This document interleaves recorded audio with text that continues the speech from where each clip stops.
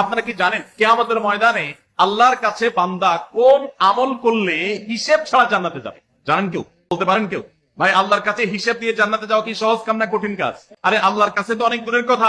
আপনি যে প্রতিষ্ঠানে চাকরি করেন তার মালিকের কাছে, উপরস্থ বসের কাছে একেবারে পুঙ্খানুপুঙ্খ করে প্রতিটা পয়সার হিসাব দিয়ে একদম সবকিছুতে পারফেক্টনেস প্রমাণ করা, এটাই তো একটা কঠিন কাজ, দুঃসাধ্য কাজ। সেখানে সারা জীবনের হিসাব আল্লাহর কাছে দিয়ে পাই পাই করে তারপর আপনি জান্নাতে যাবেন, বিষয়টা এত সহজ না। তাহলে হিসেব ছাড়া আল্লাহ তাআলা এমনিতে বলবেন হিসাব টিসাব নাই, তোমাকে এমনি জান্নাতে দিলাম, এটা চান আপনারা? দেখুন কোরআনে কারীম আল্লাহ তাআলা বলছেন, ইন্নামা ইউওয়াফাস সাবিরুনা আজরাহুম বিগাইরি হিসাব। আল্লাহ বিনিময় দেওয়ার ক্ষেত্রে, সওয়াব দেওয়ার ক্ষেত্রে দুনিয়াতে যারা সবরকারী হবে, যারা ধৈর্যশীল হবে, যারা সহিষ্ণু হবে, যারা নিজেকে নিয়ন্ত্রণ করতে পারবে, এই সবরকারীদেরকে আল্লাহ তাআলা হিসেব ছাড়া দিবেন। তাহলে আপনি যখন আপনার কর্মস্থলে থাকবেন আপনাকে ধৈর্য ধারণ করতে হবে। আপনি যখন পাবলিক পরিবহনে